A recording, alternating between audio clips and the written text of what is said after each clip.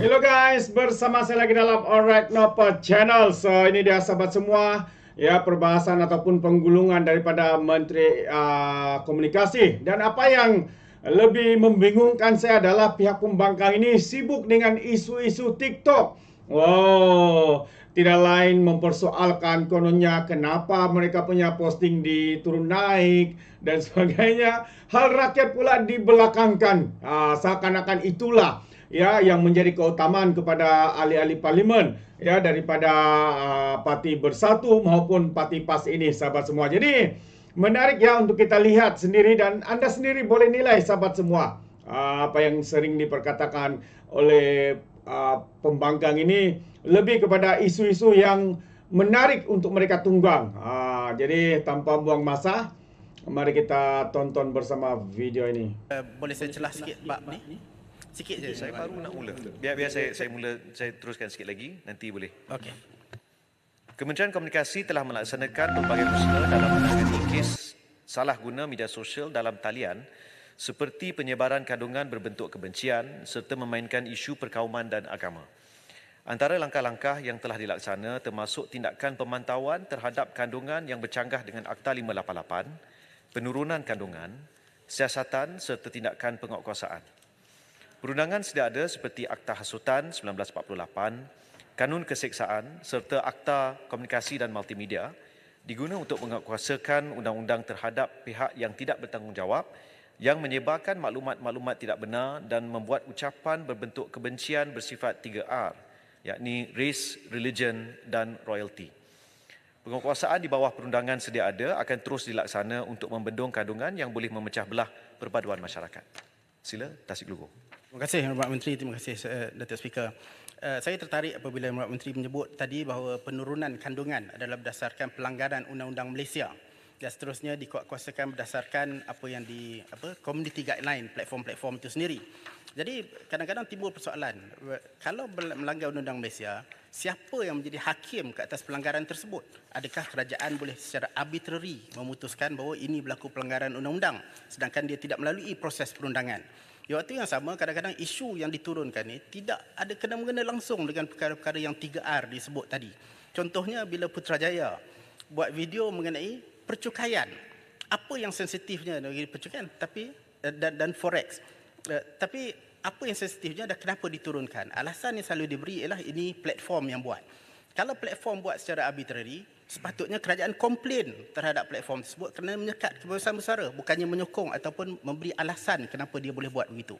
Terima kasih Yang Mohd. Soalan yang baik dan saya berhasrat untuk memberi sedikit penjelasan. Secara umum, undang-undang pada waktu ini tidak memaksa platform-platform media sosial khususnya untuk menurunkan sebarang kandungan. Yang kita peroleh adalah kerjasama daripada platform-platform ini. Berpandukan beberapa angka yang saya boleh sebut di sini sebagai contoh. Mengenai dalam kategori sebagai contoh, saya ambil isu perjudian yang mana pelbagai pihak membuat aduan. Data yang kita ada diperoleh melalui aduan yang disampaikan kepada pihak MCMC. Sepanjang tahun 2023, terdapat 20,175 aduan ataupun permohonan yang dibuat oleh MCMC kepada pelbagai bentuk platform media sosial. Tapi yang diturunkan hanyalah 18,814 kandungan. Bermaksud, walaupun pihak MCMC membuat permohonan pada waktu ini tertakluk dan terpulang kepada media sosial, ya, platform-platform ini untuk menurunkan. Jadi kalau dilihat tadi, 93.25% daripada permohonan berkenaan isu perjudian yang diturunkan. Ada kalanya platform media sosial tidak mengambil apa-apa tindakan. Jadi dia tidak dan ini melibatkan semua kategori. Sama ada elemen yang lucah, sumbang, palsu, jelik, mengancam, perjudian, penipuan. Dalam semua kategori ini, rata-rata yang paling tinggi permohonan yang ataupun penurunan berbanding permohonan ialah kategori perjudian, iaitu 93.25%. Tapi contoh, dalam isu kandungan palsu, Pihak MCMC sepanjang tahun 2023 telah memohon pelbagai platform media sosial untuk menurunkan 7,556 kandungan. Tapi yang diturunkan hanya 5,367 bersamaan 71.03%. Bermaksud berdasarkan undang-undang sedia ada, yang memutuskan adalah community guideline, garis panduan community bagi platform-platform media sosial tadi. Jadi adakah yang berhormat nak memaksudkan bahawa dalam kes Putrajaya secara spesifik, adakah MCMC menghantar apa-apa nota kepada operator untuk menurunkan kandungan tersebut? Yang lain-lain tu tak apa, perjudian ke apa semua tu kita sokong, malah kita minta buat lagi. Tapi dalam kes ni apa kategorinya yang menyebabkan dihantar nota tersebut? Ya, saya tidak ada jawapan ataupun maklumat terperinci, tapi saya akan jawab secara bertulis nanti. Baik. Saya jelas sikit disebut Putrajaya tadi. Ini merupakan perkara yang berlaku. Cuma Putrajaya tak ada dalam senarai nama ya? Ya, tak apa. Ini topik yang sama. Baik, Janganlah baik. nak mengelak. Silakan. Saya rasa itu topik yang sama disebut tadi. Jadi saya nak tanya, dalam konteks ini seperti mana yang disebut oleh Tasik Gelugur tadi, adakah terdapat arahan itu satu, 2 kali diturunkan? Adakah terdapat arahan? Dan yang kedua, ianya dapat diakses dari luar negara. Jadi kalau kita lihat ini satu, apakah terdapat arahan daripada kerajaan supaya perkara ini diblokkan di Malaysia, kind of geofencing di Malaysia ini, dan dapat dilihat di luar negara. Itu satu. Dan kalau dahulu kerajaan pada hari ini cakap suatu jadi pembangkang tentang kebebasan bersuara, sekarang ini kebebasan bersuara ini disekat terlalu banyak. Bukan saya saja ya.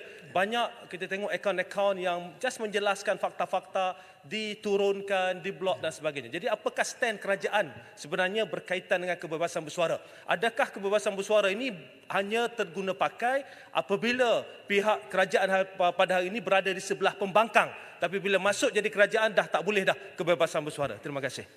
Saya simak akaun Yang Berhormat Putrajaya masih ada. Ya. Maksud saya yang Saya faham. berkaitan dengan jawab. ringgit tadi. Berkaitan Saya dengan faham, ringgit. saya faham. Akaun ada, tapi berkaitan dengan ringgit tadi. Saya Yang tu yang kena blok. Terima kasih. Ya.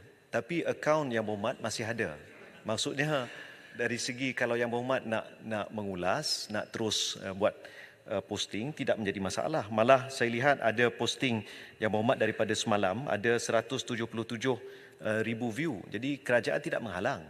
Ya, dan Tentang sebarang ringgit tidak akan- tadi, saya kata saya kenapa akses yang berkaitan dengan kejahatan ringgit itu dalam Malaysia boleh, tak boleh, tapi di luar negara boleh. Adakah terdapat arahan daripada kerajaan supaya diblokkan untuk akses? Saya tak cakap tentang akaun saya, tentang posting spesifik tersebut. Dan soalan saya, kalau dahulu sebelah sana duduk sebelah sini pembangkang bercakap tentang kebebasan bersuara, adakah sekarang dah tak ada dah berkaitan dengan kebebasan bersuara, tak diberi keutamaan? Terima kasih.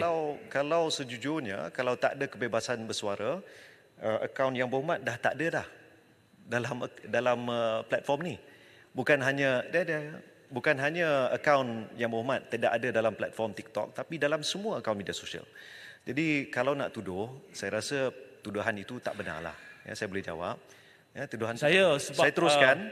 Ini bercakap tentang tuduhan. Saya tak yang boleh sedikit lagi ya. Tak Sebab ada. dia sebut tuduhan. Saya tak Saya pernah tak lagi. menuduh. Saya Sudah, kata sudah. Dah. kebebasan Saya dah bersuara jawab. berkaitan dengan perkara itu. Jangan pusing semua. Saya Itu tak pusing. contoh bagaimana kerajaan menghalang kebebasan Tidak bersuara. halang. Jawab tentang ringgit. Jangan kalau pusing halang- berkata. Terima kasih. Kalau halang, Yang Berhormat Putrajaya takkan ada akaun langsung. Menteri, Yang Berhormat masih ada akaun dan boleh terus. Menteri, Itu saya teruskan. Baik. Menteri boleh saya tanya soalan? Kopeng. Ya, silakan. Boleh, kejap je.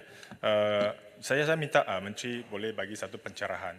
Bahawanya tadi dibangkitkan oleh pihak pembangkang seolah-olahnya posting-posting yang menyerang kerajaan kini semakin hari semakin banyak yang diturunkan. Saya mohon pencerahan Menteri. Adakah sebelum Yang Berhormat Menteri mengambil alih jawatan ini, tiada satu pun posting-posting yang diturunkan sepanjang beberapa tahun yang akhir ini? Adakah hanya berlaku selepas Menteri menjadi Menteri Komunikasi? Tidak, akta ni telah wujud sejak tahun 1998. Maka memang ada diambil tindakan sebelum-sebelum ini. Dan saya tidak ada maklumat daripada tahun 2020, 2021. Tapi saya ambil contoh ya. Ada. Angka ini ada pada saya. Pada tahun 2020, data daripada MCMC menunjukkan 1,046 kandungan berita palsu telah diturunkan. Bermaksud memang tindakan telah diambil oleh MCMC tanpa mengira siapa yang memegang jawatan ini. Dan daripada dulu sampai ke sekarang, tindakan menurunkan sebarang kandungan hanya boleh dilakukan oleh platform media sosial. Bermaksud platform media sosial setuju dengan pandangan bahawa sesuatu bahan itu melanggar undang-undang. Jadi itulah dengan izin, that is the nature of the current arrangement yang ada pada hari ini. Jadi saya teruskan, Datuk Yang Tua, Yang Mohamad Alustar ada membangkitkan isu dark side dan minta kerajaan menurunkan kandungan berkaitan. Ada yang sewaktu kita menyediakan jawapan ni, ada yang bertanya macam mana Yang Mohamad tahu apa itu dark side. Jadi saya kata mungkin dia buat research lah. Ya, baik. Untuk makluman, Alright guys, so itu dia seperti yang saya katakan tadi ya, tidak habis-habis dengan isu TikTok, dengan isu berita ataupun video-video yang diturunkan kerana ada mungkin unsur fitnah, berita palsu dan sebagainya. Sahabat-sahabat semua, saya perlu jelaskan di sini, saya seorang sebagai YouTuber, TikToker, ya sangat jelas ya. Untuk TikToker maupun sosial media yang lain seperti Facebook dan juga YouTube, mereka sendiri punya guideline ya, punya guideline dipanggil community guideline. So sekiranya sesuatu itu ya melanggar ya guideline-guideline yang ditentukan oleh sosial media ini, mereka ada hak untuk menurunkannya tanpa ada arahan daripada orang ketiga. Ya, sekarang ini mungkin pihak kerajaan, Kementerian Komunikasi dan sebagainya. Kecuali ada permintaan daripada pihak komunikasi, kementerian ini mungkin diturunkan oleh pihak seperti sosial media ini. Tetapi bukan semua, mungkin tidak dipersetujui, mungkin ada yang diturunkan ataupun tidak. Jadi apa yang ingin saya katakan di sini sahabat semua sebenarnya bahwa yang membuat keputusan sama ada menurunkan sebuah video itu adalah pihak TikTok itu sendiri. So, mereka mempunyai sistem ya, algoritma sendiri yang mengenal pasti bahwa sebarang video itu melanggar sebarang pelanggaran, ya boleh dianggap sebagai berita palsu, boleh dianggap sebagai penghinaan, boleh dianggap sebagai fitnah dan macam-macam lagi ya berkaitan dengan agama, bangsa, sahabat-sahabat. Perkara-perkara seperti ini ya di dalam sosial media tidak dibenarkan. So ini adalah yang terkandung di dalam community guideline. So mana-mana part bahagian yang mungkin mengena, walaupun mungkin dikatakan tadi berkaitan dengan hal ringgit dan forex, ya berkaitan dengan ini, tapi sebenarnya apabila kita berkaitan seperti macam forex, macam wang ringgit, sebenarnya sahabat semua, sedikit sebanyak bagi pihak sistem yang ada di dalam sosial media ini, mereka mungkin menganggap itu adalah perkara scam. Ibarat scam untuk menipu rakyat ya, terutama yang forex ini pun bukannya perkara yang benar, ada juga scammer dan sebagainya. Jadi ini perkara mungkin yang menjadi keputusan pihak algoritma ya, dalam sistem sosial media tersebut membuat keputusan untuk menurunkannya. Dan saya percaya perkara seperti ini ya, macam pihak TikTok kah, mana-mana YouTube kah, mereka tidak mengikut arahan mana-mana ya, daripada kerajaan maupun daripada individu maupun daripada orang yang terkaya sekalipun, kerana mereka mempunyai rule sendiri sahabat-sahabat semua. Itu ya, mereka maksudnya tidak terikat dengan mana-mana kerajaan sekalipun. Kalau macam di USA contohnya seorang ya government ya, kerajaan mengarahkan untuk TikTok menurunkan satu video, tapi tidak diturunkan oleh pihak TikTok. Kenapa? Sebab bagi TikTok ya, mungkin video itu mengikuti garis panduan ataupun community guideline yang ditetapkan.